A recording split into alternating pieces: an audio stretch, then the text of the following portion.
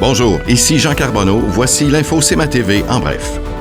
Un ou des individus se sont introduits à l'intérieur de l'enceinte de l'église Saint-Thomas de Montmagny entre vendredi et samedi matin pour y commettre des larcins.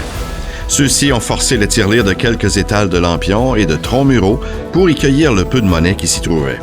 Pensant y trouver des sommes plus importantes, le ou les voleurs ont fracassé les carreaux vitrés sur 2 portes en bois, donnant accès à la sacristie afin d'y pénétrer.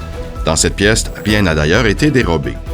Ne pouvant sortir de l'édifice car toutes les issues étaient verrouillées, des vitres du sous-sol ont été brisées pour s'échapper. Une plainte à la Sûreté du Québec a été portée et l'événement est présentement sous enquête. Des empreintes ont été prélevées sur place et des caméras de surveillance ont été vérifiées. C'est vendredi dernier, à la vigie de Saint-Jean-Port-Joli, devant une centaine de personnes, que le député de la CAQ pour la Côte-du-Sud, Mathieu Rivet, accompagné de son équipe, nous présentait son bilan après 1 an en poste et des objectifs pour les mois et les années à venir.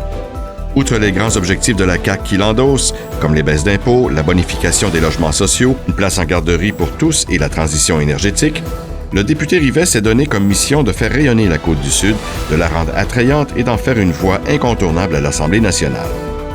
Le Comité des usagers Montmagny-Lillet a été reconnu parmi ses pairs pour ses efforts de diffusion d'informations sur les droits des usagers dans le réseau de la santé lors du congrès annuel du regroupement provincial des comités des usagers le jeudi 12 octobre à Laval. Lors du gala, parmi les 550 comités membres du regroupement, 8 comités ont été honorés pour leur travail auprès des usagers. Celui de Montmagny-Lillet a reçu une mention dans la catégorie « Informer la population sur les droits » directement des mains de Mme Sonia Bélanger, ministre des Aînés et ministre déléguée à la Santé. Et au sport, ce sont 955 personnes qui étaient inscrites samedi dernier pour participer à la Grande Marche à Montmagny. Pour le nombre de marcheurs et de médecins participants, la ville de Montmagny s'est hissée dans le top 10 des 106 villes prenant part à l'événement.